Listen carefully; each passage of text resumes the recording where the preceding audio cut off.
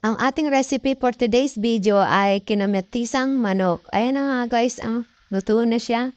At ayan na nga ang ating ingredients. Manok, binabad ko na sa paminta at patis, ang ating kamatis at ang ating mga gulay na ilalagay, patatas, carrots, ang ating bawang at sibuyas at luya. Ayan na nga guys, magsisimula na tayong maggisa.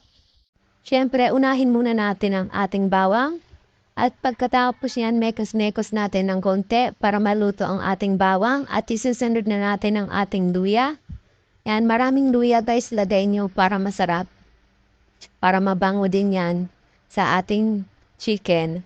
At ang ating bawang, sibuyas pala, ayan na naman guys, nagsisimula na naman siyang mabulol. At mali-mali na naman, pagpasensyaan nyo na nga. Ang aking voice over, mga amiga niyan talaga pagka hindi sanay mag-voice over.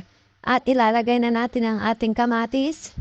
Yan, mekos-mekos lang hanggang sa maluto ang ating kamatis. Damihan nyo ng kamatis guys para masarap. Mas maraming kamatis, mas masarap.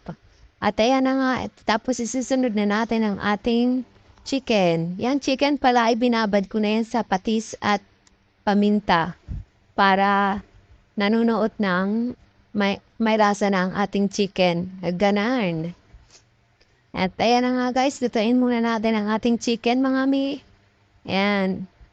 Pagkatapos niyan, babalik rin natin para maluto ang ating chicken bago natin lagyan ng sabaw. Sabaw, tubig. Tapos maglalagay na tayo ng tubig guys. At hintayin lang natin kumulo ang ating sabaw. Tapos maglalagay na tayo ng chicken cubes. At ilalagay na natin ang ating mga gulay, patatas, carrots at ano pa nga yung isa, nakalimutan ko na. At ang ating siling haba.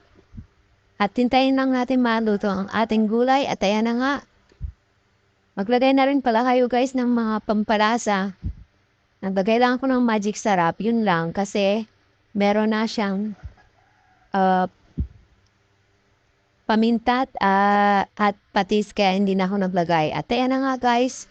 Tapos na ang ating kinamatisang manok at kung nagustuhan niyo ang bidyong ito, huwag niyong kalimutang mag-follow. Salamat sa panonood! Ayan na guys, kain na tayo. Luto na ang ating kinamatisang chicken. Ayan, masarap siya guys. Tara, kain na!